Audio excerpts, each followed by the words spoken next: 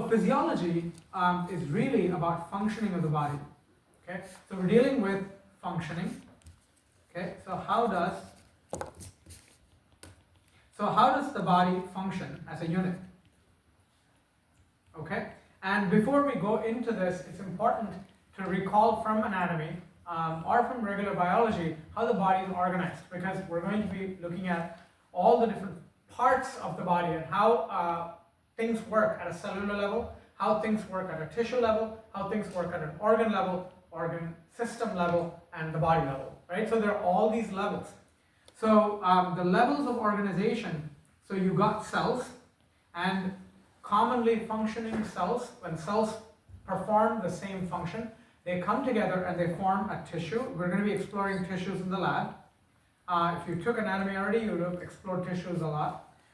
So you got tissues, but we're going to be looking at tissues from a functional standpoint. So you got tissues.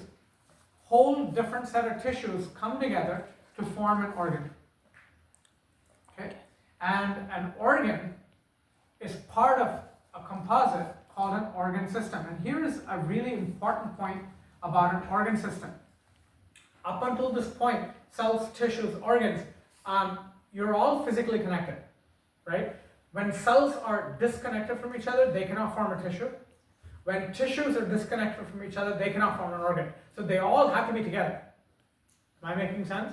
But when you get to the organ system level, organs can be disconnected. I'll give you a classic example.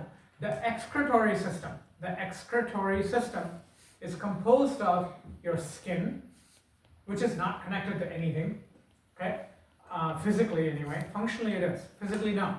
The excretory system is comprised of the liver. Liver is pretty standalone. Liver and skin are not connected to each other directly, physically anyway, right? And the lungs. The lungs are part of your excretory system. The lungs are separated by a serous membrane. They're not connected to anything.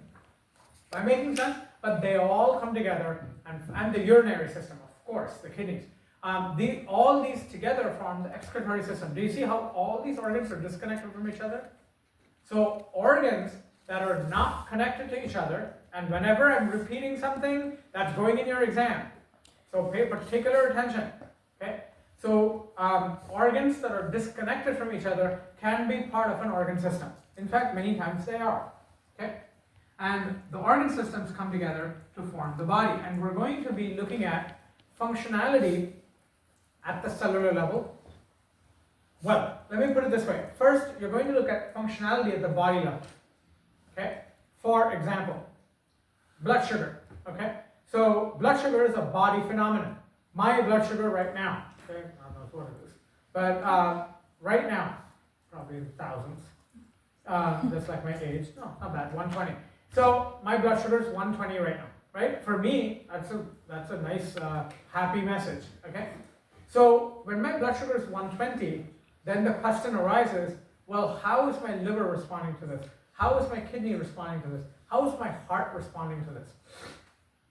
Particularly the heart, because if my blood sugar went below 100, I can promise you my heart rate's going to go up. Okay?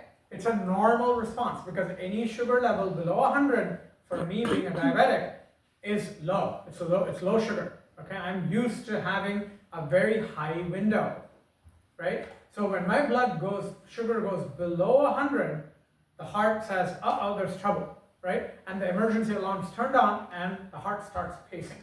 And when that happens, I start sweating and I get signs of hypoglycemia where my sugar goes down. I start getting irritable and more than usual.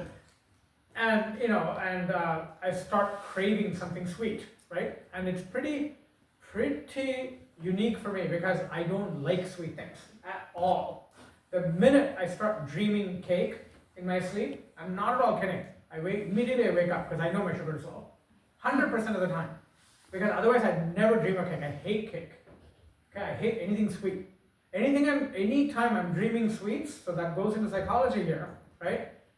Boom, my body's saying something's wrong. Okay, I need sugar, right? I'm craving sugar. So when that happens, question is, okay, well, what's happening to my tissues, right? And in the end, what's happening to my cells?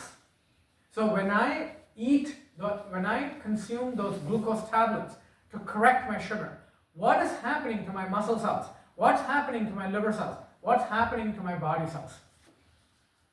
This is your course. So you take a macroscopic phenomenon, right? Something like my, I'm looking at something. There's a lion charging at me, right? My heart rate goes up. I get afraid. I start running. My skeletal muscles start working. My sweat glands start working. All of these work, right? But at the cellular level, what is exactly going on? And that's easy to tell you, right? My fat cells start lipolysis immediately, right? My liver starts breaking down glycogen, right? This is the kind of connection you have to make throughout the semester. Am I making sense? So this whole idea of organization, okay, this body organization becomes really, really important. So you need to take something that's happening at the body level and explain it all the way at the cellular level. Do you understand? I'm going to let you ingest it for a minute and tell me if you have any questions on that. Pace okay? Yes? No? Yes. Okay, that means I need coffee. That means coffee anyway. So again, anyone who wants to record video, audio, whatever you want to do, feel free to record, okay? You can always delete this nonsense later. All right, so now, how does physiology work? Physiology works by a series of mechanisms. This is all you're going to be doing this entire time, is mechanism. So whenever I use the word, whenever I use the word mechanisms, you need to understand that this means the following. I was shocked when a professor from SF State Nursing School told me that half his class did not understand the word mechanism. They had no idea what mechanism meant. And among them were about 3 or 4 students from Ohlone. And that's when I told them that that's a term I took off. I didn't teach. Okay, I had a sabbatical, so I had a sub. I had some other teacher teach it. And students did not know what a mechanism was. And that's pretty sad. And this is the most important word in this entire semester. It's the word mechanism. I'm going to be saying this every 2 seconds. Okay, like a mad parrot. Okay, so mechanism. So what is it? Nothing complicated. It is simply a step-by-step explanation, okay, for a cause and effect. So how does the cause relate to the effect? When you explain it step by step, that's a mechanism.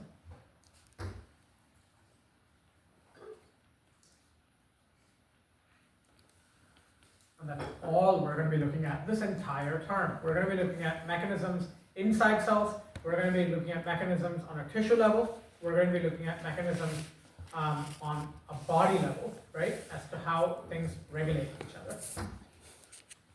So when we talk about mechanisms, there are many kinds of mechanisms, okay? There are mechanisms that are linear, okay? A linear mechanism, and usually biology doesn't do this. Heck, even I never do this in my bio class. So I'm going to explain them to you. So you can have many types. So you can have a linear mechanism. A linear mechanism simply means the following. Linear means a line. Anytime I throw or anybody throws a word at you that's not making sense, you have no right to move on. You have to understand what that word means. If you took my anatomy, you know what I mean. You cannot, okay, move on unless you understand that word. Am I making sense? Or you're really doing yourself a disservice. Okay, so there are very few terms in this class, really. Compared to anatomy, very few terms. So you don't have to go digging, but if you need to know the meaning of a word, go to Wikipedia. Most of the times, Wikipedia gives you a word origin. Or just do an AI, right? Say, what's the word origin for this, right? And it'll tell you. Or do a Google search, word origin for blah, right? So a linear means line, straight line, right? So what do I mean by that? A goes to B, B goes to C, C goes to D. Okay? A very easy mechanism, okay, for us to think about, right? Let's say I have a kindergarten class, and the kindergarten class is hecka rowdy, right? Running around like crazy, right? Right after lunch, and they're all sugared up and running around like crazy. If I want them to settle, and I want to do it in a nice way, right? What would I do? I'd hold up a really tasty candy, right? And say, people are going to get candy if you're going to organize yourself and get into your seats in 10 seconds, right? What do you think the kids are going to do? Or I give them some kind of reward, like a sticker or something, right? They're going to organize themselves. Am I making sense? Yes. So me offering a reward, me asking them to do something, and them doing it is a linear phenomenon.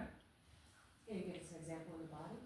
Oh, plenty of examples, right? So, for example, when your cells are undergoing DNA synthesis, when your cells are dividing, right? You will increase the synthesis of all the nucleotides. You'll biochemically produce more and more nucleotides. Makes sense, because you're going to be needing them to make more copies of your DNA, right? Nucleotides are the building blocks of DNA, right? So if you're going to be duplicating your DNA, aren't you going to need more building blocks? Hello, good morning. Good morning means you're not responding. Is that making sense? If I'm making DNA, are you going to need? Yeah, you're going to need building blocks. When you're going to need building blocks, you're going to make more of those. So that's a linear. So most mechanisms in the body are linear. We're not interested in any of them. Are we clear? Because they're just stupid. You will learn all that in biochem. Biochem is all about linear mechanisms. Almost all of it is about linear mechanisms. And you have learned linear mechanisms before. Glycolysis. How many of you have heard of glycolysis? That's all linear. Glucose to pyruvic acid. Correct? Does pyruvic acid come back to glucose? No. In any way, shape, or form? No. So glucose to pyruvic acid, that's an example of linear mechanism. Pyruvic acid, however, then enters a cyclic mechanism, right? In the Krebs cycle, correct? Good morning. Yes. So this is a linear mechanism. So example, glycolysis. And thank you for that question. So that's important. You should always put this into a biological perspective, right? Other examples are great, but you need to know a biological example, right? So that's an example of this is glycolysis. And a cyclic mechanism. Example of this would be the Krebs cycle. And we're going to use all this when we study muscles. So Krebs cycle, this is why 102 is a prerequisite for this class. So Krebs cycle. Krebs cycle starts and ends with oxaloacetate. That's a cycle. You start and end at the same point. These two have very little impact on physiology. Meaning, if these two are answer choices, most likely you'll be eliminating them. Unless the question is literally, what is a cyclic mechanism, right? I don't think I'm out of questions to that point, okay? So these are all biochem. I'm not going to ask these, okay? Majority of physiological mechanisms are neither. Do you understand? At least the ones we're going to explore. Are we clear? Yes. So the type that we care about, that are the most important, and I'm going to put it in red, would be before I go to, so let's talk about feeding mechanisms. So feeding mechanisms is where you get complications, okay? You get influencing, right? Pyruvate doesn't directly influence glucose, really, right? But when you have feeding mechanisms, that means if I have a lot of something, right, or I have too little of something, then I need to go back and bring this back to range. In other words, feed mechanisms, any kind of feed mechanisms, okay, will involve a range, an acceptable range. Look, if you get this lecture down and if you master this, you will ace this class, okay? I can promise you that. This is absolutely the foundation for your house, okay, in this class. So please, please, put a lot of effort in understanding this. I'm going into a lot of detail, okay, than most books. So feed mechanisms, which is the third type, involves ranges. There are two types of feed mechanisms, okay? So you can have feed forward mechanisms, and these we're not really going to do much of, even though they do exist, and and in fact we were discussing this in lab with one of the students.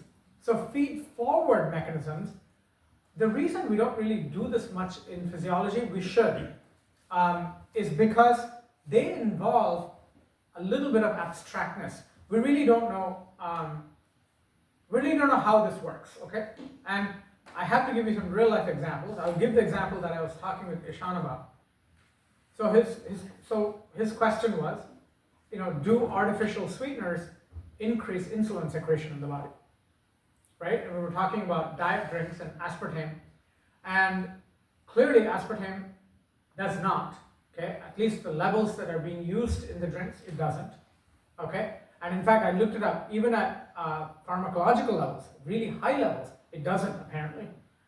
Weirdly, because it doesn't activate the same receptor, but Splenda does. Stevia does, Splenda does, even at low doses. Okay? This is why diet drinks have not switched to Splenda, because Splenda does. So Splenda activates sweet receptors in your tongue, which through the parasympathetic nervous system tells the pancreas to release insulin because you're anticipating something sweet. So when you take stevia flavored or Splenda flavored gum, right, or you put Splenda in your coffee, you're forcing the pancreas to release insulin. And if that insulin is not being used in exercise, it will be used to make fat. So Splenda will make you gain weight. Am I making sense? Yes. Fortunately, the studies that looked at Splenda, at the doses we use Splenda, you get liver damage well before you get weight gain. Does that make sense? And for me, I've been using Splenda for God knows how long. And I've lost weight and I've kept it up. So I have not gained it all back. Okay? So clearly, it's a little more complex than that. So what's a feed-forward mechanism? These are mechanisms that involve anticipation. How the heck do you measure anticipation? That's why we won't study it, because we're not measuring these. Another example of a feed-forward mechanism. You go to I'm sure it's happened to me. I'm sure it's happened to you at some point. Let's say you are in the 10th year of your commute to work. There have been many days when I'm not even conscious and I kind of jerk myself awake when I'm at the parking lot. And I'm going, oh my God, when did I take this exit and when did I turn? Right? It's called muscle memory. You've heard of muscle memory? Yes. That's a feed-forward mechanism. Okay? So feed-forward mechanisms involve anticipation. Anticipated responses. Another feed-forward response. I had 2 hours of sleep last night. Okay? Woke up at 6 this morning, very tired, right?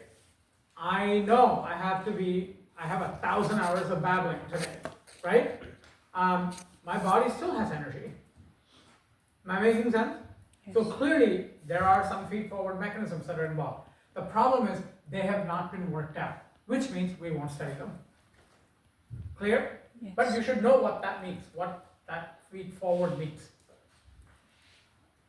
And the word itself should make sense, right? Feed-forward. The most important mechanisms are feedback mechanisms.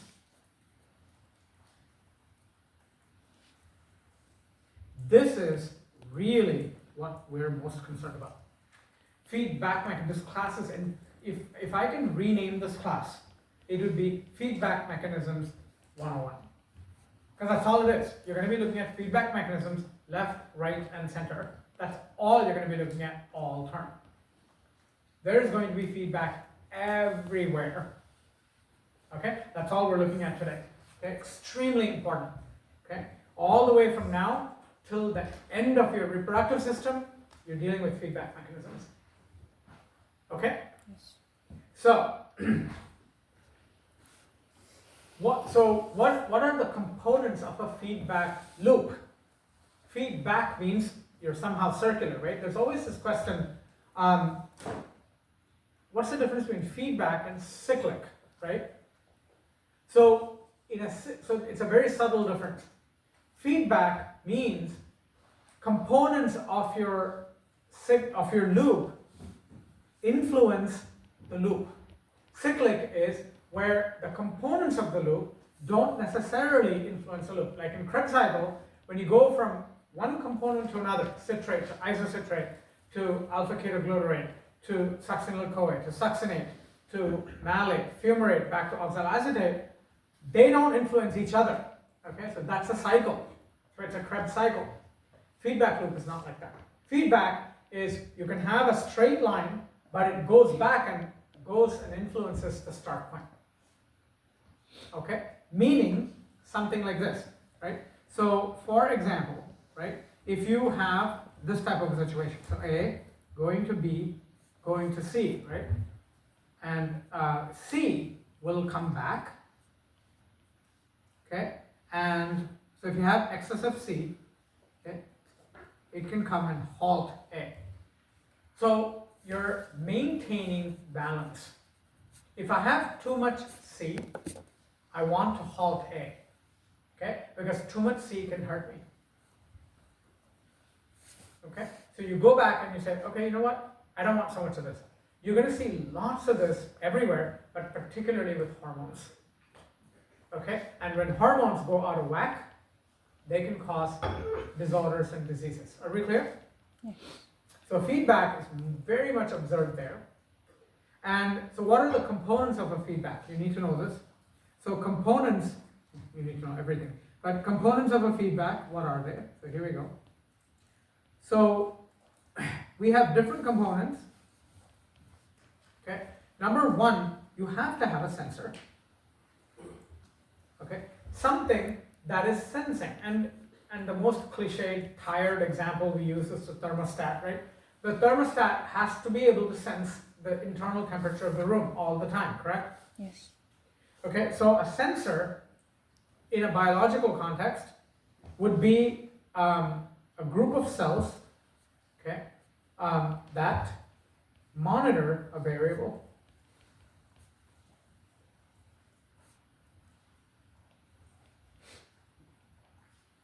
That's a sensor. Now, the sensor will then lead to what's called an afferent pathway. We're going to use this term a lot in this class, so be comfortable with this. Afferent pathway. Okay, and afferent, af means taking away, right? Afferent means taking away. So an afferent pathway, is this thing even on? Microphone, can you? Because I feel like I'm screaming. Am I screaming? If your ears are hurting, say something. No. Then sit in the back. You have to go there. No, I'll try to reduce my volume, okay? Sometimes I lose track when I get excited. Okay, so afferent pathway. This is going from a sensor, okay, to a processing center. Okay, and that processing center, afferent pathways are almost always neural.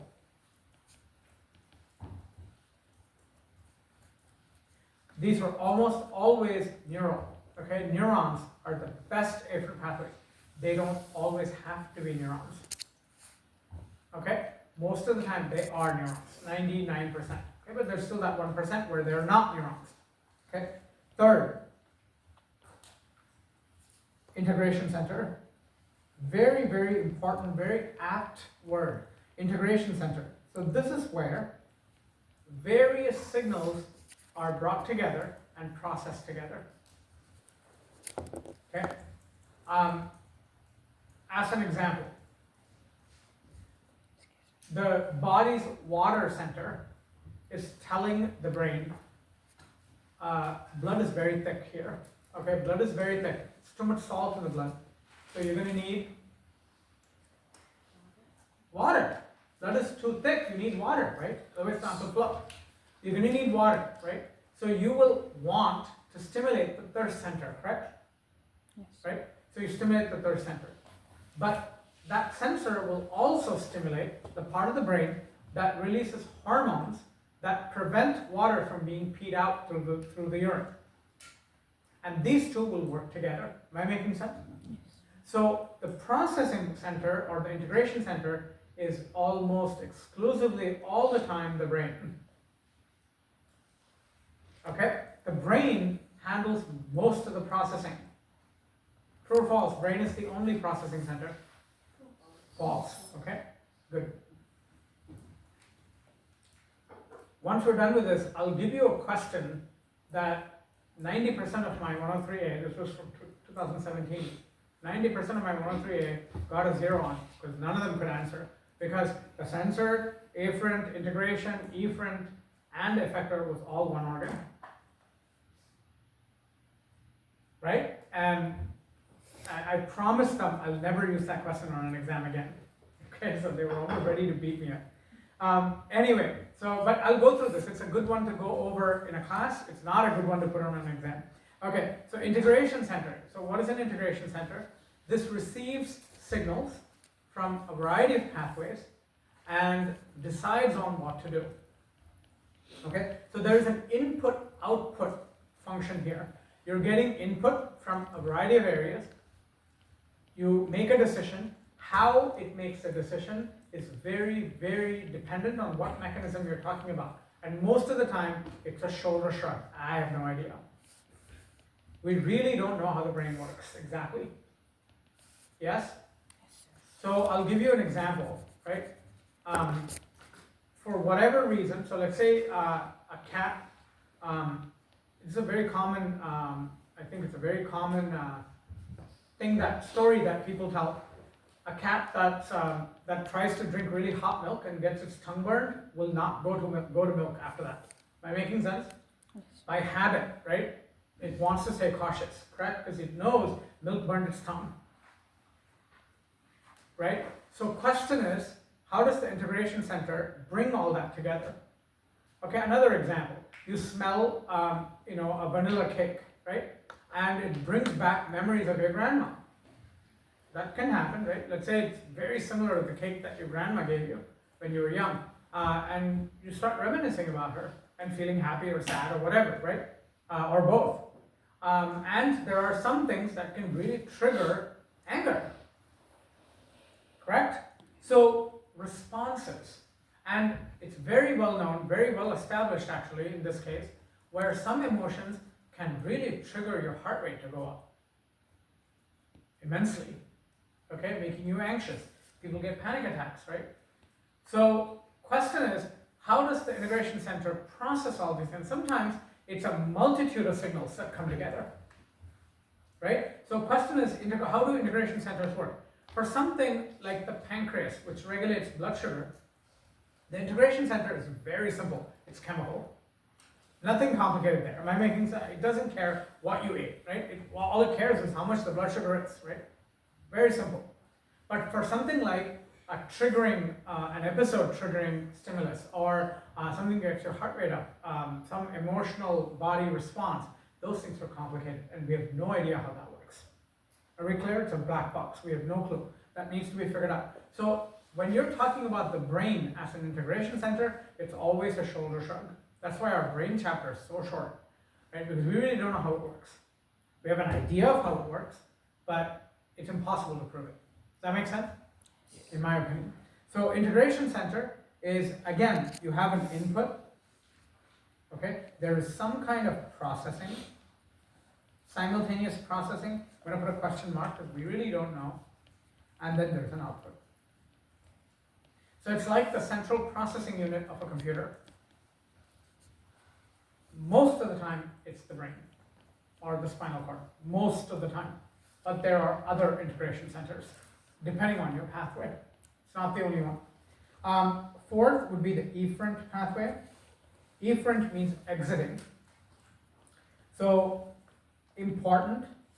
Afferent and efferent pathways are unidirectional. This is very, very important. They cannot be bidirectional. You're going to land into a lot of confusion and trouble if they're bidirectional. So afferent and efferent pathways are, most of the time, particularly for neurons, they're unidirectional, they're one-way streets. They are one-way streets. So pain is sent along one pathway, and your response comes along a completely different pathway. Are we clear? Yes. Okay? So afferent and efferent pathway. So efferent pathway takes it from the integration center back to what's called effectors. And effectors produce the change that you want to create.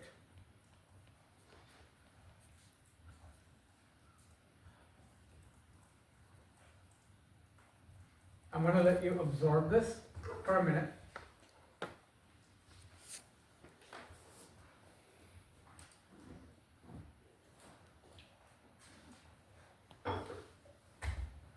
And see if you have any questions. The pace okay? Yeah. All right.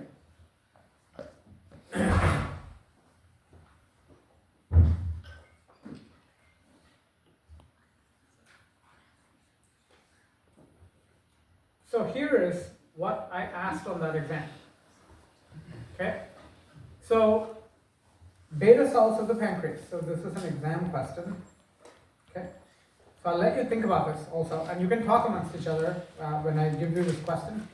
So beta cells of the islets of Langerhans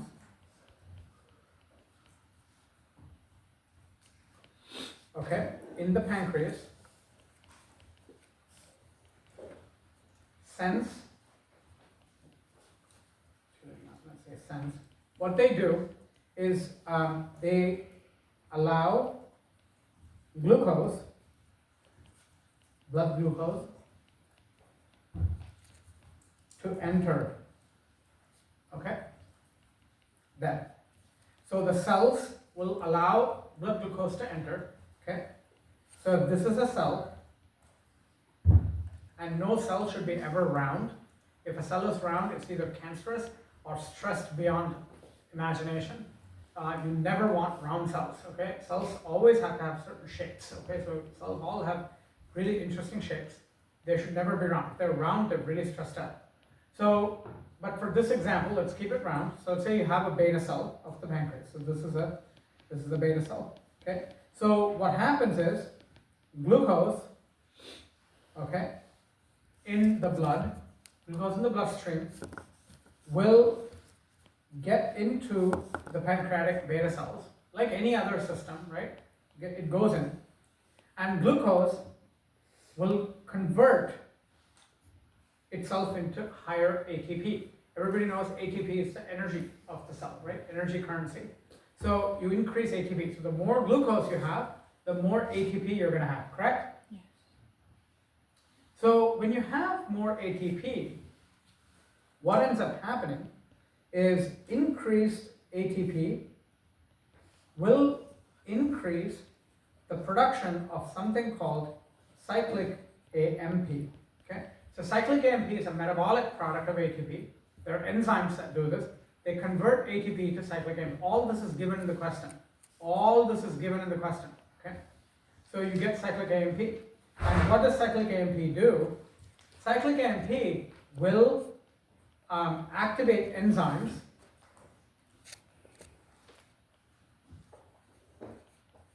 okay, that shut off potassium channels. And if you shut off potassium channels, this leads to cellular retention of potassium. This leads to an electrical change because potassium is electrical, it's an ion. Cytoplasm becomes more positive, right? And this will lead, okay, eventually, okay, there are 10 more steps, I'm not going through all that. This will lead to insulin being released into the bloodstream. Okay, there are multiple steps. Okay, so when the cytoplasm becomes positive, okay, you will release insulin. Okay. This is what's given in the question. So you have this kind of a setup, right? And so obviously, right, you're sensing glucose levels, right? So blood glucose going up is your stimulus, correct? Everybody agrees that increased glucose is your stimulus. That's what sets everything in motion, correct? That's what starts the whole thing. And what is the end point? Insulin being released to bring down that glucose, correct? Eventually. So if the start point is increased glucose and the end point is insulin release. Yes? Yes. Listen to my question carefully. Start point is glucose building up in blood, end point being insulin released. Is this a feedback mechanism? Think, then answer. Scholars don't blabber immediately. They take a minute to think, they take a minute to process, then they answer. Is this a feedback mechanism? If not, how would you classify it? It's a linear mechanism. Does that make sense? And that's not what I asked. That's not what they were angry about. That's not at all my question. But it's an example of a linear mechanism again, right? Yes. Now, the real question was this. Identify the sensor, the afferent pathway, the integration center, the efferent pathway, and the effector in this loop. It's all the beta cell. Let me justify that to you. Beta cell senses the glucose, correct? How does it sense glucose? The amount of glucose that's coming in, right? And the mitochondrial production of ATP, correct? So that's how it senses it. And as ATP levels go up, you got all these intermediate steps that eventually lead to insulin being released, which is your endpoint, correct? So the cell becomes the effector because it's releasing insulin. That's its endpoint job, right? And the integration is all these intermediate pathways justify the beta cell being the integration center. So what you're seeing here, normally what you would see in the body is you have a big organ where different tissues are acting as different components, correct? Here is a system where a single cell can act as all of them. Okay? I will never ask a question like this. This is a hard question, okay? But it is. This is what it is. It's a unicellular example of a feedback. It's not a feedback loop. It's a linear path. It's a feed mechanism. Does that make sense? Yes. May not even qualify as a feed mechanism. It's just a linear mechanism from blood glucose to insulin. So why am I bringing this in here? The way you look at things will really make a difference on how you pick your answers. Are we clear? Yes. And don't worry, as we go through the class, you will get examples like this. Okay? So, any questions on this?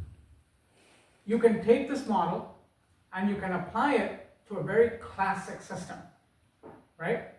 So you can take it, you can apply it to a blood calcium regulation, for example, right? So blood calcium goes down, you activate cells that scrub the bone, that release calcium, and that causes blood calcium to go back up, right? So there you have a very clearly identified sensor, a very clearly identified integration center, and a very clearly identified effector, right? They're all distinct organs, so it's easy to visualize, right? But you can compare that to this mechanism and justify how the beta cell can access all of them. And there are many examples of these, where a single cell can be all the components of a pathway. Does that make sense? All right. So what are the two types of feedback? And our entire class is going to be discussing this. What are the two types of feedback? Either you're a positive feedback or you're a negative feedback. So what do those mean? Okay. So negative feedback mechanism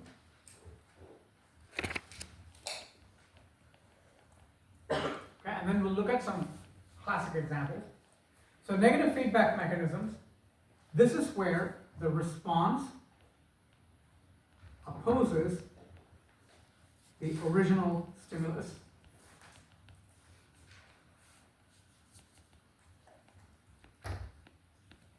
And I want to purposely use a very weird example, because immediately when I say negative feedback, everybody thinks that something is super high, like my blood sugar, and then all of a sudden the body releases insulin and blood sugar goes down.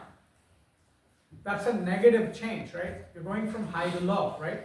That means you're decreasing, and decreasing means negative, correct, mathematically? Hello, good morning? Yes. Yeah.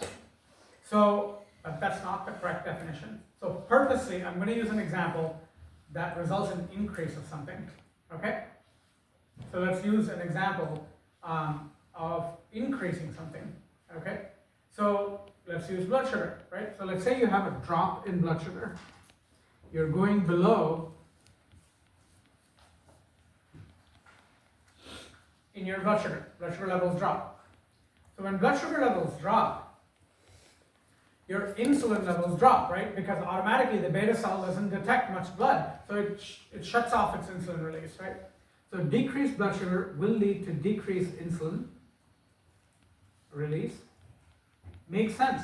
Your blood sugar is already low. Why would you want more insulin? You'll go into a coma. Am I making sense? You don't want that. So you decrease insulin release, and that will stimulate. Do you see the opposite right there? Insulin release will stimulate another hormone called glucagon.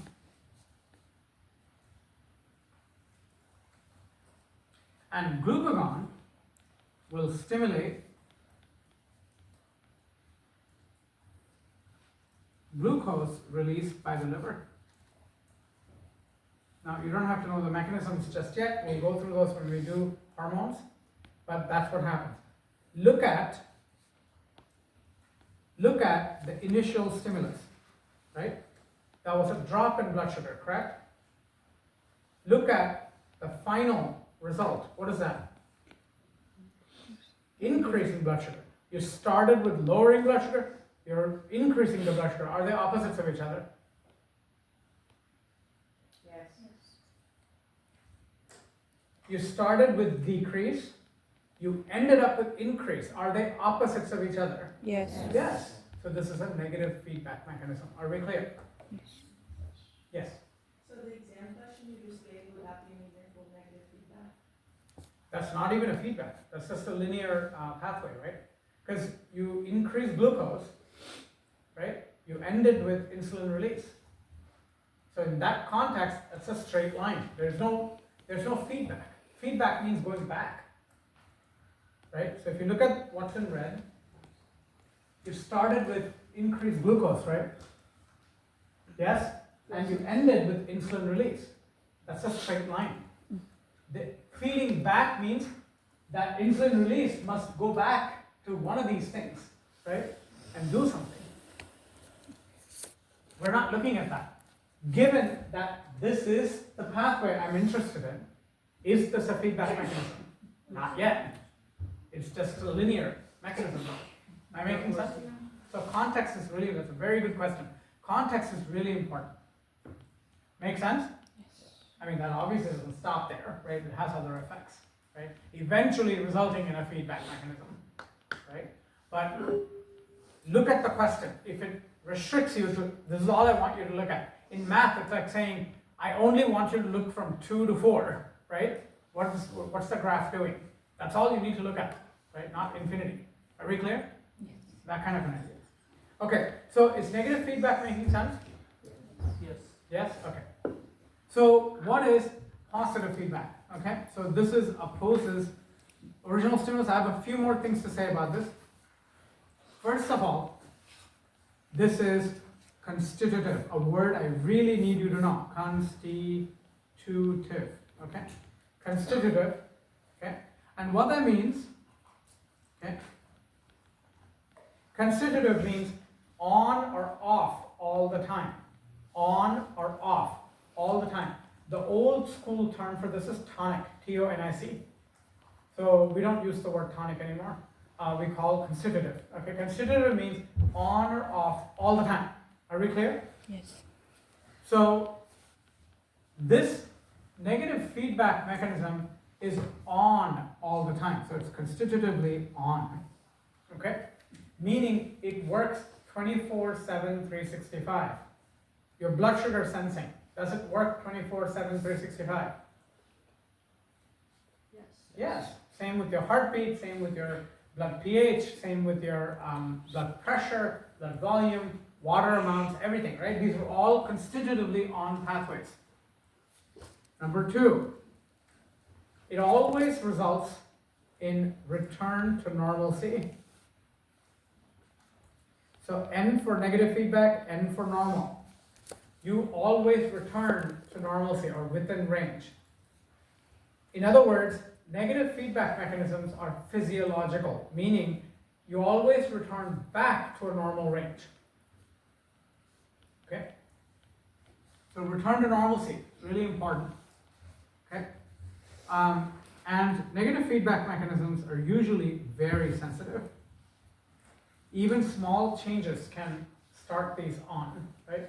Turn these on, or not turn these on, increase in frequency. Okay? So pretty sensitive. Okay? So these are three important characteristics of negative feedback. Okay? Remember that. Now, contrast this with positive feedback. So what happens with positive feedback? Okay? So positive feedback, and I mean, this makes these pathways very, very common. Okay? Negative feedback is the most common type of feedback in the body. Okay? So positive feedback, the definition is the response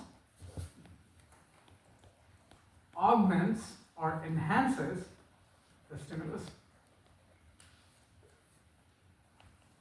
In other words, if I started out with a high body temperature and you increase the temperature even further, that happens during fever, correct? You increase, but interestingly, fever is actually a negative feedback cycle.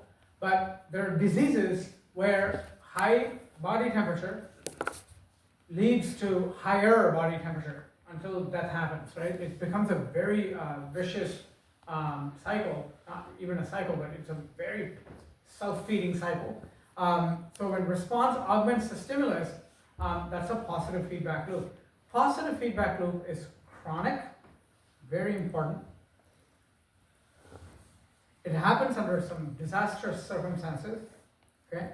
It's pharmacological, meaning it's not physiological, okay? It has nothing to do with normalcy. Very important. You're going away from normalcy.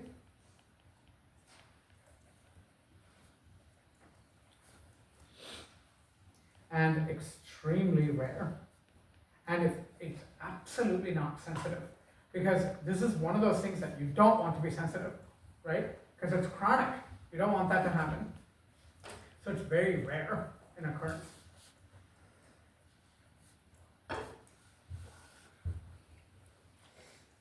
I want you to look at negative feedback, look at positive feedback. Tell me if that makes sense.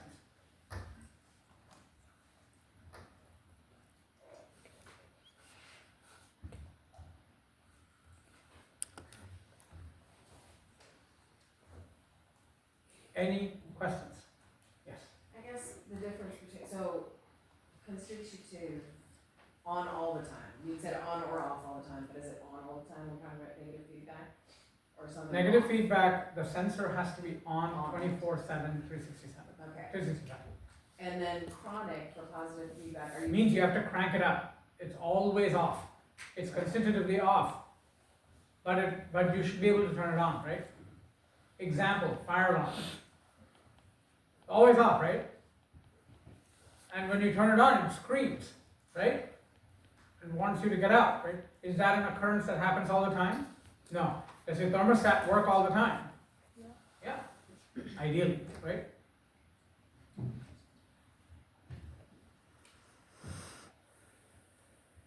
Another very, very important word that I would associate with these is negative feedback is regulatable.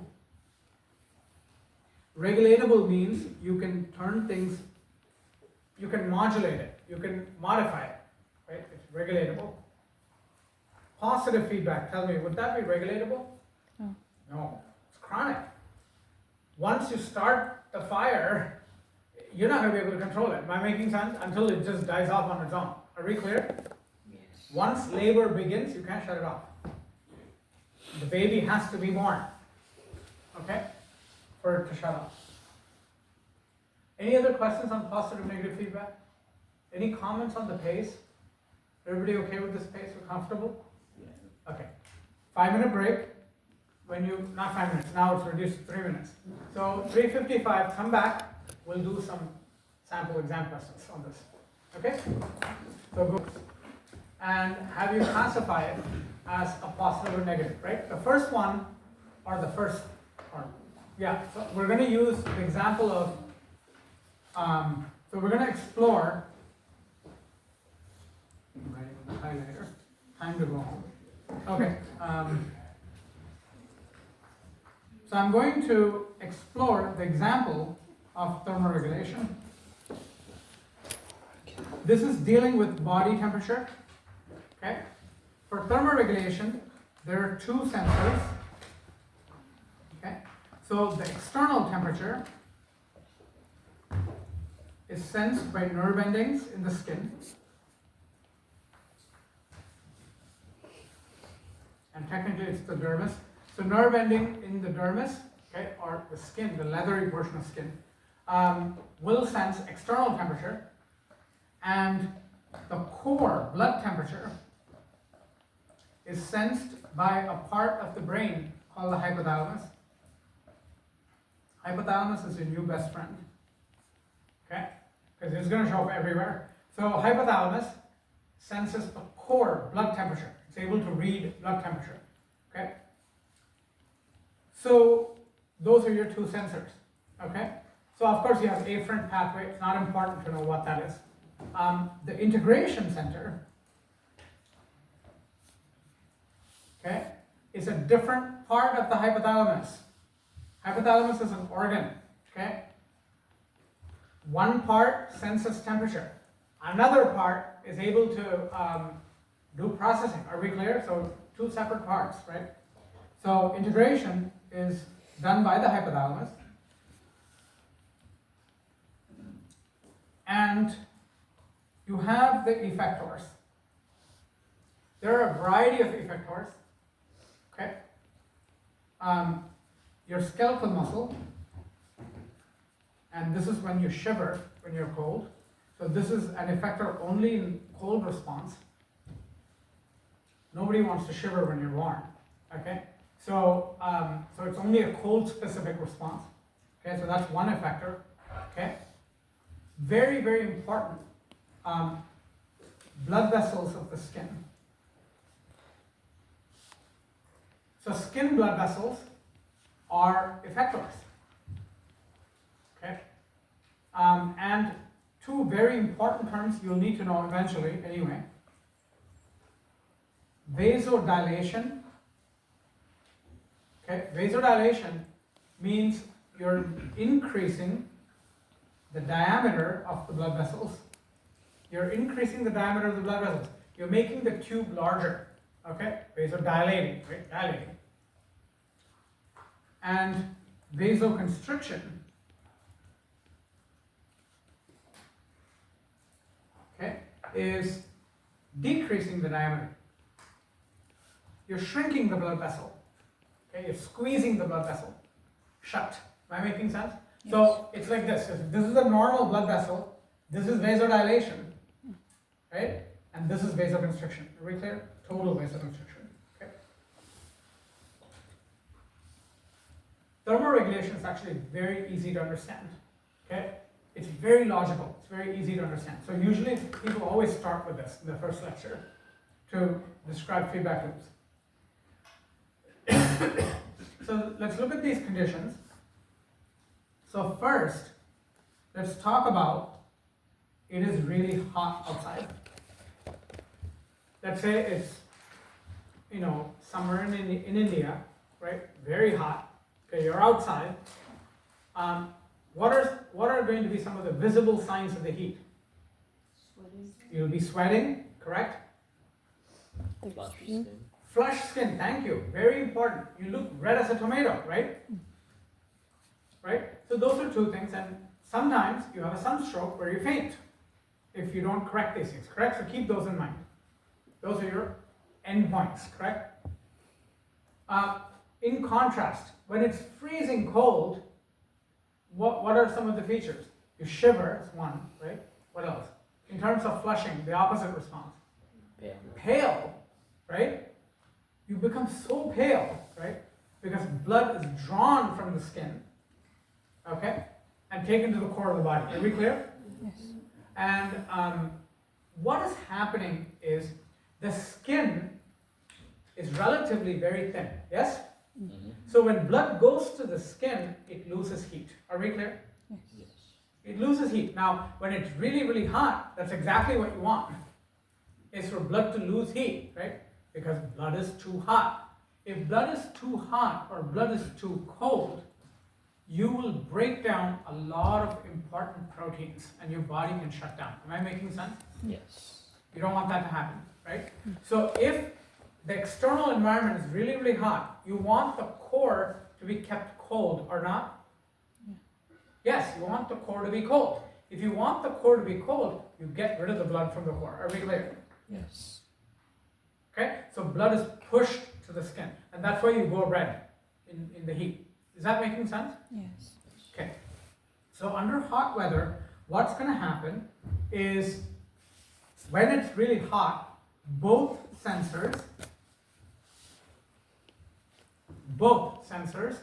okay, will tell the hypothalamus,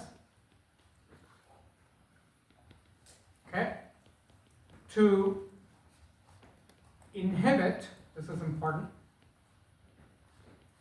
hypothalamus will inhibit squeezing of the vessels in the skin. It's a very specific response. By that, you mean vasoconstriction? So there's always a certain level of squeeze, right? So if I loosen the squeeze, what's going to happen? Use your hands. You'll vasodilate. Am I making sense? When I make the tube bigger, blood flows there more easily. Hence you go red in the face. Make sense? Many people go through this, right? So really, really hot, okay, you'll see red all over, right? So because blood is pushed to the skin. And when blood goes to the skin, it loses the heat, right? And as it's losing the heat, it stimulates the sweat glands to produce watery sweat, and the water cools you down. And by that mechanism, water cools down. Both by losing heat and by sweat, it cools down. And it goes back to the core of the body and everyone's happy. Are we clear? Yes. Is this making sense? Yes. So in today's lab, when people put their hand, so one of the exercises is to put their hand in warm water. Now, I kept the water at 45 degrees, right? Because 60 degrees was too hot, and I felt it too, it's too hot. So I had people at 45 degrees, right? Okay? People who did the lab, tell me what result did you get? What was your pulse? Increase or decrease? Increase. How many people had an increase? Raise your hand.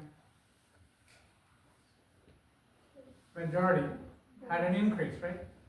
And decrease was your group, right? You had a decrease. So, not that either one of this is right or either one of this is wrong. Okay? They're both explainable, right? Whenever you vasodilate, pulse drops. Okay? So usually when you expose your skin, nerve endings, to a warm environment, right? Particularly water. This is why it's really helpful to take a soak, or in fact, there was a paper out last month where they talk about how healthy sauna is for your heart. The cardiovascular effects of being in a sauna. Really beneficial because it vasodilates all these vessels in the body, decreasing your blood pressure. And when you decrease your blood pressure, is that good or bad for you? It's good, I mean, to a certain extent, right? If you live in the sauna, you're gonna faint, right? That's not a good thing, right? So, an important point here is you inhibit the squeezing of the blood vessels, but an increase in your pulse rate is what is expected when you keep your arm there for more than 7 or 8 minutes. That is the response you should expect. But it takes some time, and that time varies from person to person. Because the amount of fat, the amount of muscle, the amount of other tissues in that area varies from person to person, right? So you will start with a lower pulse. That's what I got last semester, because I had them do it for 20 minutes. They had a lowered pulse, and then they had an increase. Am I making sense? So it's a phasic response. It's not like you have one response and that's it, right? Or, I mean, why would you need a million years of evolution if that's all you're going to do? Okay, any machine can do that, right? All hail evolution. Okay, so what is going on? You vasodilate, right? So when you vasodilate, okay, so when you vasodilate, what does that do? Okay, you increase blood flow here, correct? Yes. So blood away from the core.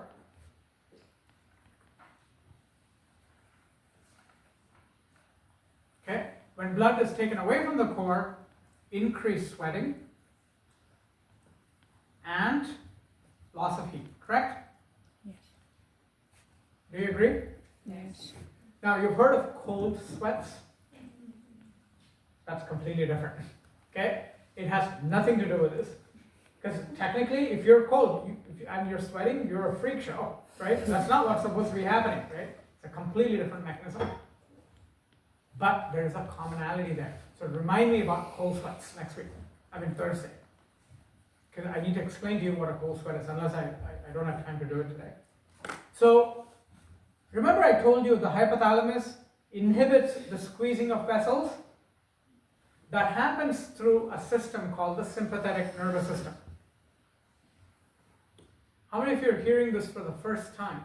Sympathetic nervous system. I'm gauging the standard of the class, so be honest. If you're hearing this for the first time, just say so. Yeah, you don't need to know this information. Sympathetic is your 911 system. When your life is threatened, the sympathetic nervous system turns on. Are we clear? Yes.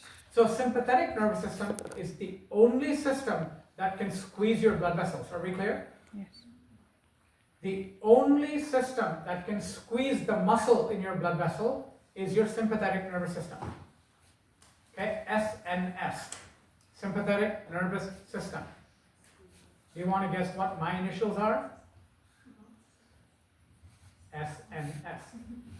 And a high schooler told me about this. They're like, your parents really knew what a monster you're going to become. So, anyway, so he's now a cardiovascular nurse. Anyway, so you have sympathetic nervous systems. I'm going to just mention that. So sympathetic nervous system, SNS, is inhibited, right? And that causes your blood to go away from the heart to the extremities, lose heat, and your body temperature returns to normal. Do you understand? So this keeps on happening until the temperature is brought back into range. Just like a thermostat. It turns on the AC until you cool down to the accepted temperature of 72 degrees or something. Are we clear? Yes. Is the hot response making sense? Yes. Yes. Okay. What happens in the cold response? So I'm going to use blue for this. So what happens when you're cold? When your body temperature drops below normal. Okay? So what is the cold pathway? Again, when you're cold, the hypothalamus, I'm going to start with the hypothalamus, will direct your skeletal muscles to shiver through a completely different pathway called the somatic nervous system. Also SNS, but that's completely different. Somatic nervous system. Somatic nervous system is a voluntary response. Is my talking voluntary? Yes. Yeah. In fact, I have to puppet my tongue in a way that my brain directs, right? Because I'm not babbling, right? I'm not gibberish, right? I'm not saying gibberish. I'm saying something that makes sense in full consciousness of where I am. right? I'm not all of a sudden teaching organic chemistry, which did happen once. So the day my son was born, the older one, I had no sleep and my wife chased me away because I was bothering her. And so she told me to leave. And I went to Cal State Hayward, and in my anatomy physiology class, I started teaching organic chemistry. And nobody said a word until 45 minutes passed, and I started yelling at them, and they're like, we have no idea what you're talking about. 500 students, and then I turn around and I'm like, oh shit, wrong class. So don't think it doesn't happen. Bottom line, that's my voluntary system, right? I'm moving my hand this way. I'm writing. These are all voluntary responses, right? So that's your somatic nervous system. Somatic nervous system. So hypothalamus turns on the somatic nervous system switch. Do you see how the hypothalamus is multi-talented? Yes. So you turn on the somatic. That's why I never write that as SNS. Somatic NS is turned on. And what does the somatic system do? It causes shivering. And shivering utilizes energy and warms up your blood. Does that make sense? Literally. Yes. Is that an appropriate response for feeling cold? Yeah. Obviously, right? So, and then you warm up your blood. Now, the second point, what else does the hypothalamus do? What the hypothalamus does also when you're cold is it will squeeze your skin vessels. Are you with me? Because what should you do? Blood should not leave the core, or your heart, lungs, liver, spleen, intestines, kidneys, reproductive organs, spinal cord, and brain will all freeze. Do you want that to happen? Your core cannot get cold. Do you understand? Yes. That's why shivering turns on like that. Okay? And, okay, you do all these voluntary actions, right? Right? All of that, those are all voluntary, right? You decide to do it, right? So that warms up the blood and you prevent blood from going to your skin. That's why you become pale. Make sense? So in a healthy individual, all year round, if they're pale, as a common sense person, what is your conclusion? You will immediately say, what the hell's wrong with you, right? This is why I'm not a doctor. I'd yell at the patients. You would say, you look really pale, right? You should go get it checked out. Because if your circulation is not good, you're not well. And there's a serious problem. Do you understand what I'm saying? Yes. Okay? So there's a problem if you're pale. So skin reveals your health. If you're the right hue all the time, okay? And this becomes a problem for us colored folks because it's very obvious in Caucasians, right? For us, for me to become pale, right? I have to be in liquid nitrogen. Yes? This isn't going pale. You're not going to be able to see that, right? So it indicates poor circulation. Am I making sense? Yes. And you will notice a very interesting phenomenon. When people become obese, they will notice that their complexion looks better for whatever reason. And people come up with all kinds of weird reasons. They say, oh, when you gain a lot of fat, your body gets greased and you look great, nonsense. What is happening is you're compromising your circulation.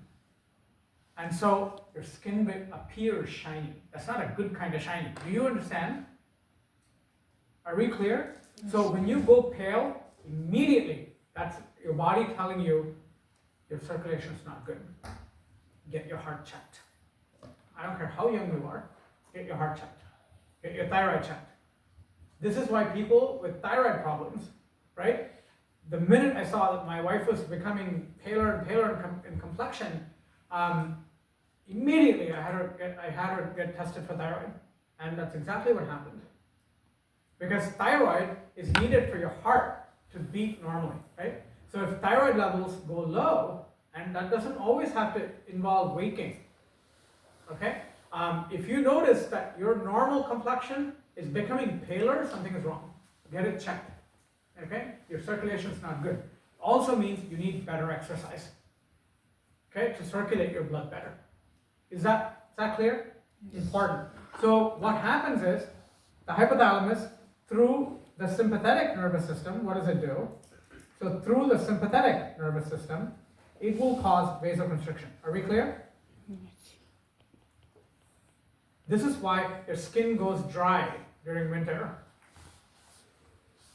Because it's not receiving enough blood. Where do you think skin gets its water from?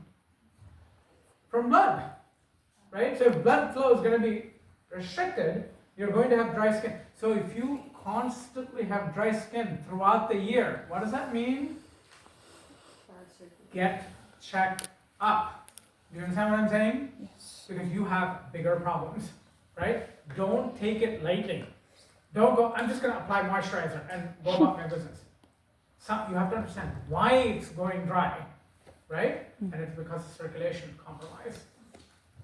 Younger people don't get their circulation checked. And this is the reason cardiovascular problems are on the rise in people in the 30s. Am I making sense? Yes. Okay, so vasoconstriction, and this leads to lower blood flow to the extremities. Also, that makes sure you don't lose any heat. When you're freezing cold, do you want blood to lose heat? No. Hello? That's pointless, right? So you don't want to do that, right? Do you see how this is all negative feedback? Yes. Okay? And anybody wonder all these hairs, right? At least the men, right? I mean, poor excuse for hair, right? And even if you have a lot of hair, it's still a poor excuse for hair compared to a bear. Correct? Yes. What is this gonna do? Other than annoying me, right? Completely useless. This is an evolutionary vestige. If this was created, that's pretty poor creation. You tell me, what is this hair gonna do? Is this of any significance to me? This is gonna keep me warm? You gotta be kidding. I need to wear the sweater to keep my ass warm. What is this gonna do? This is something we retained by evolution. Are we clear? From bears. And bears hibernate, so do we. Okay? This is why we gain weight. Because bears hibernate and they lose their fat, and bears gain weight really quickly by compensation. We have the same metabolic conserved pathway also. Okay? We have a lot of relationship with bears. Am I making sense? Humans. So what is this hair supposed to do? When it's really, really cold, it's supposed to stand on end, so you trap really warm air. Now, if I'm a bear and I have hair up to here, or a lion with this much mane, that makes sense. And look at the strategic location of the mane. Right near the brain, because that's where you want blood to be the most warm. Brain is the most spoiled organ on the planet. Do you understand? Yes. So you want the mane there. What is this hair going to do? Nothing. And so sympathetic nervous system also does that. It erects your hair through a muscle called erector pili. Pili means hair. Erector means erecting. It erects your hair. How many of you have heard of goosebumps? Yes. So when you get scared, right, you've seen these in cartoons and in comics, right? The hair is like this, right? The big exclamation point, right? Yes. Hello? Yes. You read comics, or is that too outdated now? So that's what the sympathetic nervous system does. That's what I do to you when you take exams. Hair stands on end, right? But in humans, it's useless. It's vestigial. It doesn't really trap any hair. And worse, women don't have any hair. Estrogen gets rid of all of it, right? So completely different system. We don't really need body hair. Am I making sense? It's inconsequential. Do you see hot versus cold response? And do you see how it's negative feedback? Yes. Everybody see that? Yes. This goes to 425, isn't it? Okay, I'm gonna. Okay, here we go. You wanna talk I'm about sorry. blood sweats? Well, that's what I'm coming to.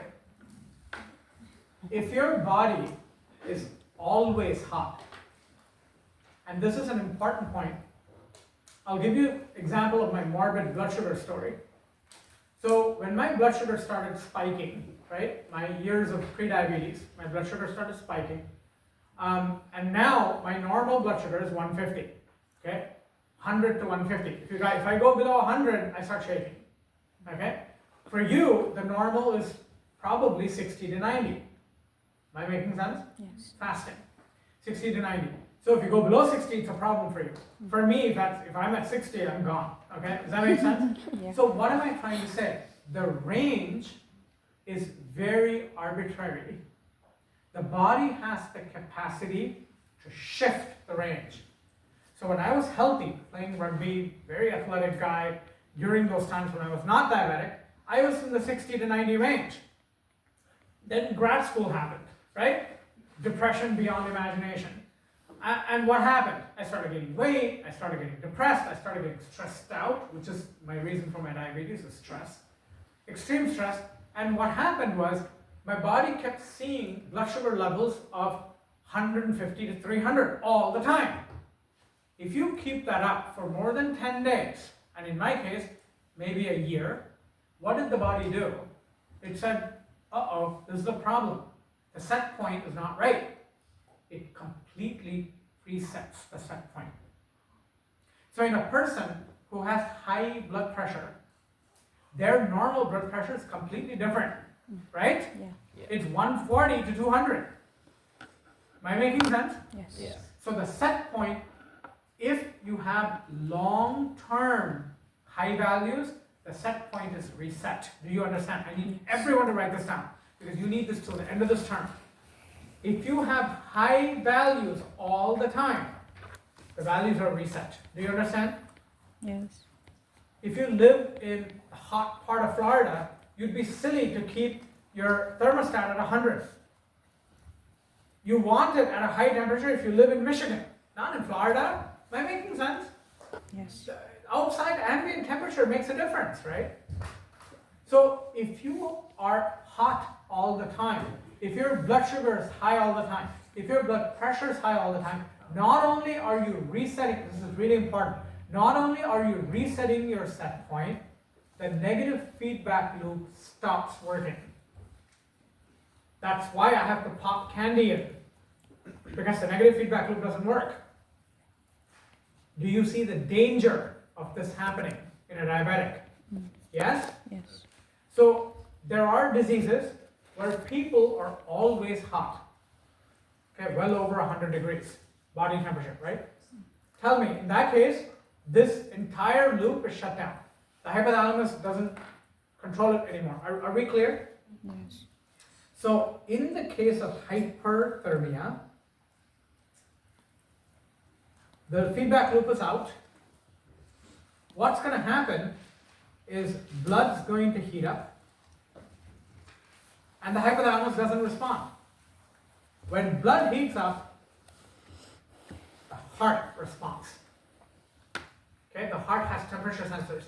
The heart rate goes up. When heart rate goes up, your metabolism is going to do what?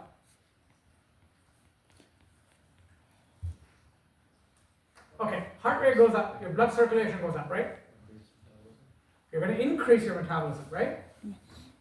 And when you increase your metabolism, what's going to happen to heat released? Increase. When you break down more and more food, all those calories, what's going to happen to the heat? Up. Goes up.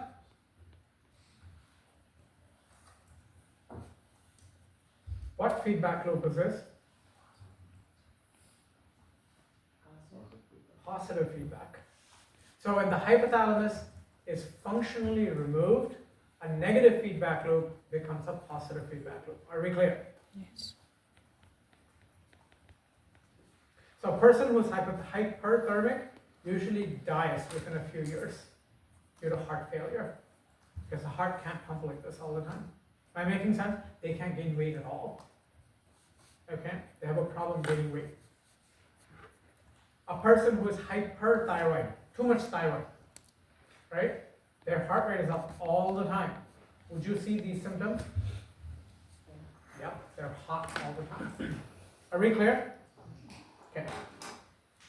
Second extreme example, hypothermia. Your body temperature is below 94. Hypothermia, where your body temperature is low. For a long time, you live in Antarctica and you're walking around in a tank top. because you're stupid. what else am I gonna call a person who's walking around with a tank top? In Antarctica. Well, what's gonna happen is your hypothalamus is gonna do exactly that, call you stupid and shut off. Okay? So what's gonna happen? Your blood temperature is gonna fall, correct? Yes. Same thing with hypothyroid patients. They don't have enough thyroid hormone, your blood temperature drops. Okay? So blood temperature drops, which means what happens to heart rate? Drop. This is your hibernation mode. When heart rate drops, it's your hibernation mode. Okay? Heart rate drops, metabolism drops, which means they're not going to be shivering 24/7. Am I making sense? Yes. You'll only shiver when the feedback loop is working. Are we clear? Yes. Feedback loop is out. You can kiss skeletal muscle shivering goodbye. What kind of feedback? Negative. Positive. The response and the stimulus are one and the same. Yes? Yes. That's positive feedback. So constitutive hypothermia and hyperthermia are positive feedback loops. Yes? Yes. So what's a cold sweat? Completely unrelated to all this. A cold sweat happens when you become anxious, correct? Yes. So when you become anxious, your sympathetic nervous system turns on. But when sympathetic nervous system turns on, it depends whether you're turning on sympathetic nervous system only for the skin, or sympathetic nervous system turns on for your whole body. When you're anxious, which one do you want? Only to the skin or the whole body? Whole body. Whole body, right? Yes. It's a 911 alarm, right? You're becoming extremely anxious. You're getting an anxiety attack, right? So when you're becoming really anxious, it turns on for the whole body. When you turn it on for the whole body, sympathetic nervous system turns up your heart rate, but shuts off blood supply to the skin. So you're cold, but your sweat glands are stimulated. So you have cold sweats. Isn't my creation amazing? All hail evolution. Okay, so that's it for today. Hope you had fun. We are right on track, okay? In fact, we're a little ahead actually.